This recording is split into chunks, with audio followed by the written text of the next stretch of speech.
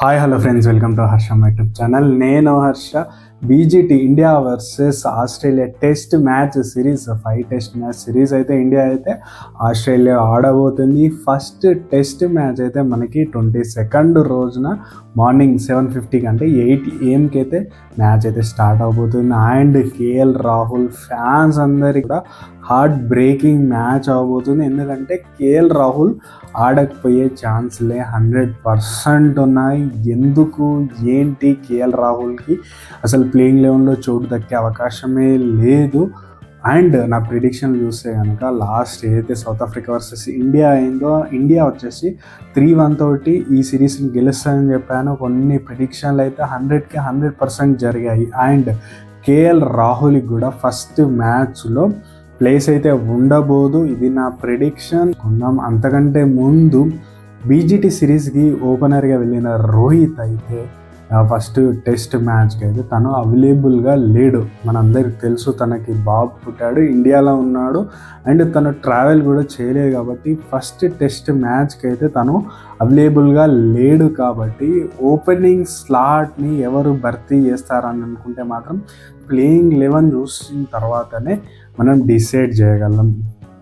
And మనందరికీ తెలుసు శుభమ్ గిల్ కూడా మనకి ఇంజురీ ప్రోన్ అయ్యాడు. కాబట్టి శుభమ్ గిల్ కూడా మనకి ప్లేయింగ్ 11లో చూడబోము. ఫస్ట్ టెస్ట్ మ్యాచ్ ఆడే అవకాశాలు అయితే లేవని ఆల్రెడీ తెలిసింది థంబ్ ఇంజురీ వల్ల. శుభమ్ గిల్కి అయితే థంబ్ ఇంజురీ వల్ల తను ఆడటం లేదు. లేట్ చేయకుండా అయితే ప్లేయింగ్ 11 చూద్దాం. ప్లేయింగ్ 11లో ఎక్స్ప్లెయిన్ చేశాక కేఎల్ రాహుల్ని ఎక్కడ ఆడిస్తారని అయితే మీరైతే కామెంట్ చేయండి. అండ్ ప్లేయింగ్ 11 చూసుకుంటే కనుక ఇండియా వచ్చేసి ఖచ్చితంగా జైస్వాల్ ఓపెనర్గా ఫస్ట్ నేమ్ రాసేది ప్లేయింగ్ 11లో జైస్వాలే అవుతాడు. అండ్ సెకండ్ అంటే ఓపెనర్కి పార్ట్నర్గా ఎవరు వస్తారని మాత్రం సస్పెన్స్గా పెట్టి మిగతా అన్ని చెప్పిన తర్వాత అయితే ఇక్కడ ఈ పొజిషన్ అయితే ఫిల్ చేద్దాం. అండ్ 1 డౌన్లో మనకు తెలిసినంత వరకు అయితే మనకి గిల్ వచ్చేవాడు. బట్ గిల్ అవైలబిలిటీ లేడు కాబట్టి ఖచ్చితంగా కోహ్లీ వచ్చి ఆడే అవకాశాలు ఉన్నాయి. కోహ్లీనే 1 డౌన్గా వస్తాడు. చాలా గుడ్ న్యూస్ అని చెప్పొచ్చు చాలా కోహ్లీ ఫ్యాన్స్ అందరికీ. అండ్ నెక్స్ట్ వచ్చేసి పంత్ వస్తాడు వికెట్ కీపర్గా. పంత్ లేకుండా ఇండియా టీం టెస్ట్ మ్యాచ్ ఆడే అవకాశం అయితే లేనే లేదు. కాబట్టి పంత్ ఖచ్చితంగా ప్లేయింగ్ 11లో ఉంటాడు. అండ్ నెక్స్ట్ వచ్చేసి ధ్రువ్ జురెల్. ఈ పేరుని చూసి చాలామంది కన్ఫ్యూజ్ అయి ఉండొచ్చు, కేఎల్ రాహుల్ లేదు. బట్ వై ధ్రువ్ జురెల్ అంటే మాత్రం తను రీసెంట్గా లిస్ట్ ఏ మ్యాచెస్ ఆడాడో ఆస్ట్రేలియా మీద అండ్ లోయర్ ఆర్డర్ బ్యాటర్లతోటి అద్భుతమైన ఇన్నింగ్స్లు ఆడాడు. ఇండియాలో ఎలాంటి ఇన్నింగ్స్లు ఆడాడో సేమ్ అదే విధంగా తనైతే ఆస్ట్రేలియాలో కూడా ఆడాడు. అండ్ అక్కడ కేఎల్ రాహుల్, పడికల్ అండ్ మనకు చూసుకుంటే కనుక చాలామంది మంచి బ్యాటర్లు కూడా ఫెయిల్ అయిన దగ్గర తను ఒక్కడే టీమిండియా ఒకవేళ 200 స్కోర్ చేస్తే దాంట్లో సగం మనకు ధ్రువ్ జురెల్ కొట్టాడు. కాబట్టి ఖచ్చితంగా ధ్రువ్ జురెల్కి అయితే 100% ప్లేస్ అయితే కన్ఫామ్ అని చెప్పుకోవచ్చు. తను మ్యాచ్ ఆల్రెడీ మనకి స్క్వాడ్లో ఉన్నాడు. ప్లేయింగ్ 11లో తన లేకుండా మాత్రం ఇండియా ఆడితే మాత్రం ఇండియా ఓడిపోయే ఛాన్సెస్ ఉంది. ధ్రువ్ జురెల్ని అయితే 100% ఆడించే అవకాశమే ఉంది. అండ్ నెక్స్ట్ వస్తే కనుక మనం ఆడేది ఆస్ట్రేలియా కాబట్టి ఖచ్చితంగా మనకి ఫాస్ట్ బౌలర్స్ని అయితే ఎక్కువ ప్రిఫరెన్స్ అయితే ఉంటుంది. మన ఇండియాలో అయితే ముగ్గురు స్పిన్నర్లతో ఆడతారు. బట్ ఇక్కడ చూసుకుంటే కనుక ఖచ్చితంగా మనకి 3 ఫాస్ట్ బౌలర్లు అనేది అత్యవసరం. ఎందుకంటే మాత్రం పెర్త్లో ఆడుతున్నారు మ్యాచ్. అండ్ పెర్త్ చూసుకుంటే కనుక ఫస్ట్ ఇన్నింగ్స్ యావరేజ్ స్కోర్ అంటే యావరేజ్గా ఒక మ్యాచ్ ఫస్ట్ ఇన్నింగ్స్ స్కోర్ వచ్చేసి 456 ఉంది.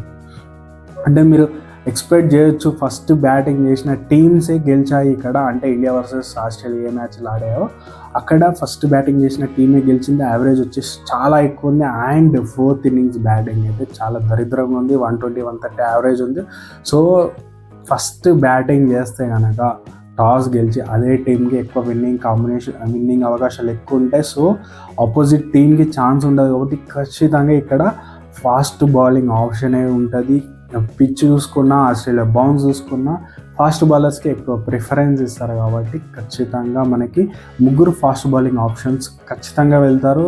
అండ్ ఫస్ట్ ఆప్షన్గా మనకి బుమ్రానే ఉంటాడు, వైస్ కెప్టెన్ ఉన్నాడు. బట్ రోహిత్ అవైలబిలిటీ లేదు కాబట్టి ఖచ్చితంగా బుమ్రానే కెప్టెన్సీ చేయబోతున్నాడు. అండ్ 11లో బుమ్రాని చూసుకుంటే కనుక 10th ప్లేస్ వచ్చేసి సిరాజ్ ఖచ్చితంగా ప్లేయింగ్ లెవెల్లో ఉంటాడు. ఎందుకంటే లాస్ట్ బీజీటీ సిరీస్లో అద్భుతమైన బౌలింగ్ వేశాడు. మన బౌలర్స్ అందరూ ఇంజురీ అయితే కనుక అక్కడ సిరాజ్ వచ్చేసి అద్భుతమైన స్వింగ్, బౌన్స్ అన్నీ చూపించాడు. చాలామంది అనుకోవచ్చు తన ఫామ్లో లేడని, బట్ ఇప్పుడు ఆడేది ఆస్ట్రేలియా, బౌన్సీ పిచ్చెస్, స్వింగ్ ఉంటుంది, టింజ్ ఆఫ్ గ్రాస్ ఉంటుంది కాబట్టి సిరాజ్కి సూట్ అయ్యే వికెట్స్ ఎక్కువ ఉంటాయి కాబట్టి సిరాజ్ ఆడే అవకాశాలు ఎక్కువ ఉన్నాయి. అండ్ చూసుకుంటే కూడా మనకి ఆస్ట్రేలియా లెఫ్ట్ హ్యాండర్ బ్యాటర్స్ ఎక్కువ ఉన్నారు కాబట్టి సిరాజ్ లెఫ్ట్ హ్యాండర్స్కి కొద్దిగా ఎఫెక్టివ్ ఉంటాడు కాబట్టి ఖచ్చితంగా సిరాజ్ ఉండే అవకాశాలే 100% ఉన్నాయి. అండ్ మూడో బౌలర్గా ఎవరు ఉంటారని మాత్రం ఖచ్చితంగా ప్రసిద్ధ్ కృష్ణకే ఎక్కువ ఛాన్సెస్ ఉన్నాయి. ఎందుకంటే తను ఎక్కువ హైట్ ఉంటాడు. అండ్ మనకి మార్షిని కొద్దిగా గాబరా పెట్టగల బౌలర్ ఎవరంటే ఒక ఎక్స్ట్రా బౌన్స్ స్మిత్ని, లబుషేన్ని కూడా కొద్దిగా బౌన్స్ తోటి కొద్దిగా కట్టెట్ చేయగలడు. అండ్ మనకు చూసుకున్నా కూడా లిస్ట్ ఏ మ్యాచెస్లో మంచి బౌలింగ్ యావరేజ్ తోటి బౌలింగ్ వేయడం. అండ్ ఆల్సో చూసుకుంటే కనుక ఇక్కడ బౌన్స్ మనకి ఆస్ట్రేలియా అంటే బౌన్స్ కాబట్టి ఖచ్చితంగా ప్రసిద్ధ్ కృష్ణకే ఎక్కువ ఛాన్సెస్ ఉన్నాయి. ఆకాశ్దీప్ ఉన్నాడు, బట్ ఆకాశ్దీప్ కొద్దిగా మనకు చూసుకుంటే కనుక ముగ్గురితో కంపేర్ చేసుకుంటే కనుక ఇప్పుడున్న సిచ్యువేషన్లో ప్రసిద్ధ్ కృష్ణకే ఎక్కువ ఛాన్సెస్ ఉన్నాయి. హర్షిత్ రాణాకి కూడా ఛాన్సెస్ చాలా తక్కువ. ఫస్ట్ మ్యాచ్కి అయితే వీళ్ళు ముగ్గురితోటే వెళ్ళే అవకాశాలు 100% ఉన్నాయి. అండ్ నెక్స్ట్ చూసుకుంటే కనుక ఖచ్చితంగా ఒక ఫాస్ట్ ఆల్రౌండర్ మనం చూసుకుంటే కనుక ఒక ఆల్రౌండర్ ఫాస్ట్ బౌలింగ్ చేసిన అంటే ఫాస్ట్ బౌలింగ్ వేస్తూ ఆల్రౌండర్ ఎవరు ఉన్నారంటే మాత్రం ఒకరు ఎన్కేఆర్ మాత్రమే టీంలో ఉన్నారు కాబట్టి ఎన్కేఆర్ తోటే వెళ్తారు.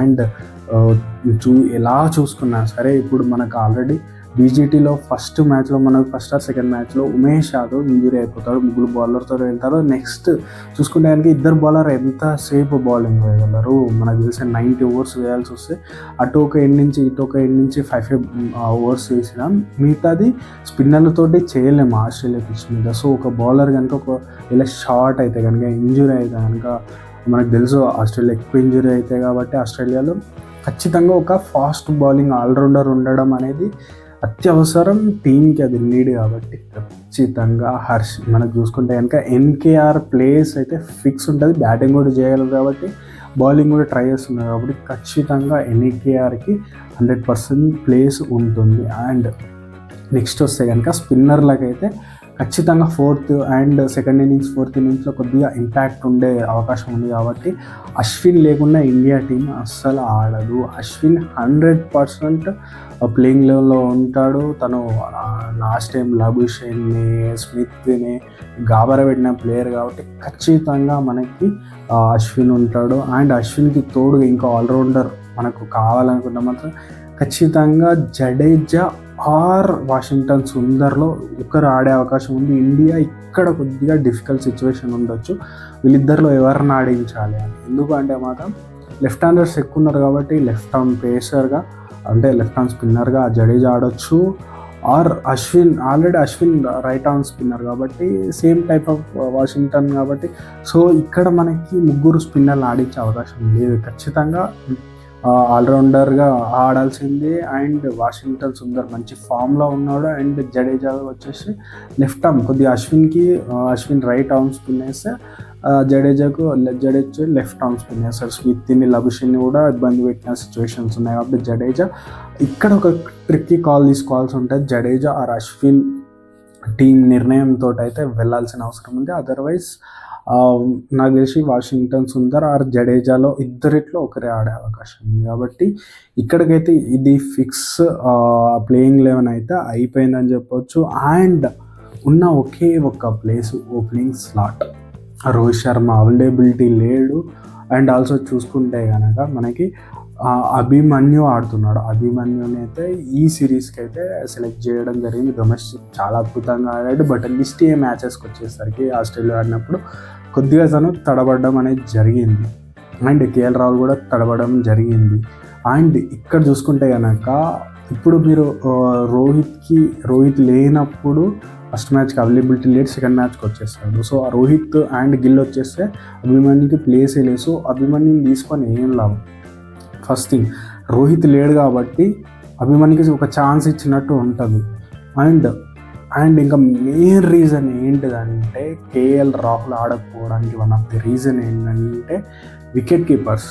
ఇండియా ఆల్రెడీ ఖచ్చితంగా పంత్ని ఆడించాల్సిందే, అది ఫిక్స్. అండ్ ధ్రువ్ జురెల్కి వచ్చేసరికి ధ్రువ్ జురెల్ అద్భుతంగా బ్యాటింగ్ చేయడం జరిగింది. ఏదైతే ఇప్పుడు చూసుకుంటే కనుక లిస్ట్ ఏ మ్యాచెస్ అద్భుతంగా ఆడాడు. అండ్ ఆల్సో ఇండియాలో ఆడినప్పుడు కూడా అద్భుతంగా ఆడాడు. కాబట్టి ఇక్కడ ఆప్షన్ కూడా లేదు, ఇద్దరు కీపర్లతోటే ఇండియా వెళ్ళాల్సిన అవసరం ఉంది. అండ్ ముగ్గురు కీపర్లతోటి వెళ్ళే అవకాశం అస్సలు లేదు, ఎందుకంటే కేఎల్ రాహుల్ని కీపర్గా మెన్షన్ చేయడం జరిగింది. సో కేఎల్ రాహుల్ని ముగ్గురిని ఆడిస్తే కనుక ఒకరిద్దరు ఇంజురీ అయినా. అండ్ పంత్ మనకు తెలుసు ఆల్రెడీ కొద్దిగా లాస్ట్ సిరీస్లోనే కొద్దిగా ఇబ్బంది పడ్డ సిచ్యువేషన్స్ ఉన్నాయి. సో ధ్రువ్ జురెల్ ఖచ్చితంగా ఆడతాడు. కాబట్టి ఏ టీం కూడా ఇంత లాంగ్ సిరీస్ 5 టెస్ట్ మ్యాచెస్ పెట్టుకొని ముగ్గురు ఉన్న కీపర్లందరితోటి ఫస్ట్ మ్యాచ్ ఆడే అవకాశం అస్సలు లేదు.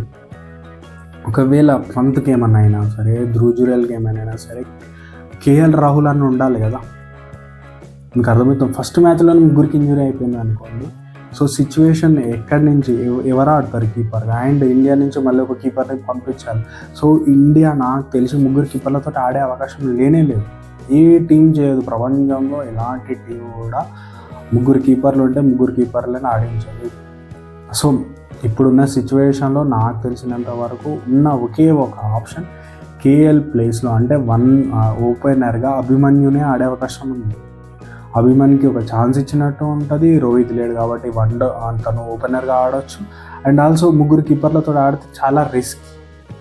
ఒకవేళ కేఎల్ రాహుల్ని ఓపెనింగ్ పంపించినా కూడా మనకి అక్కడ లాభం ఏం లేదు, ఎందుకంటే ఆల్రెడీ తను ఓపెనింగ్ వచ్చి ఏదైతే లిస్ట్ గేమ్స్ ఉన్నాయో తను మంచిగా పర్ఫామ్ చేయలేదు.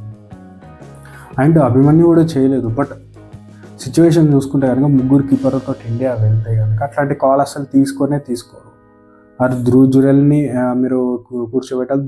ధ్రువ్ జురెల్ని కూర్చోబెడితే కనుక ఇండియా పెద్ద బ్లండర్ చేస్తుంది. ఫస్ట్ మ్యాచ్ని సక్సెస్ఫుల్గా ఇండియా ఓడిపోతుంది. సో ధ్రువ్ జురెల్ ఆర్ పంత్ అయితే ఫిక్స్. ధ్రువ్ జురెల్ని మీరు మిస్ చేసుకుంటారా? ధ్రువ్ జురెల్ కూర్చోబెట్టేస్తే India going to lose this game. So one of the blunder అయిపోతుంది. సో కేఎల్ రాహుల్ ఆడకపోవడానికి వన్ ఆఫ్ ది రీజన్ ఏంటంటే తను కీపర్గా ఆడడానికి. సో కేఎల్ రాహుల్ నాకు తెలిసినంత ఫస్ట్ మ్యాచ్ ఆడటం లేదు. అండ్ కేఎల్ రాహుల్ ఫ్యాన్స్ ఎవరైతే ఉన్నారో వాళ్ళైతే హార్ట్ బ్రేకింగ్ అని చెప్పవచ్చు. మీరు నా మాటలు నమ్మకపోతే కానీ ఖచ్చితంగా మ్యాచ్ స్టార్టర్ చూడండి, కేఎల్ రాహుల్ డకౌట్లోనే కూర్చొని ఉంటాడు. అది 100% షూర్ షాట్ నేను చెప్తాను. సో ఈ వీడియో ఇంతవరకే. అండ్ మనకు ఆస్ట్రేలియా ప్లేయింగ్ 11 ఏంటి అనేది నెక్స్ట్ వీడియోలో, ఇది లాంగ్ అయిపోతుంది, ఖచ్చితంగా నెక్స్ట్ వీడియోలో చర్చించుకుందాం. సో కేఎల్ రాహుల్ అయితే ఆడటం లేదు, బట్ నా ఫస్ట్ మ్యాచ్ అయితే నాకు ఖచ్చితంగా కేఎల్ రాహుల్ ఆడటం అయితే నేను అనుకుంటాను. మీరేమనుకుంటున్నారో కామెంట్ రూమ్లో తెలియజేయండి.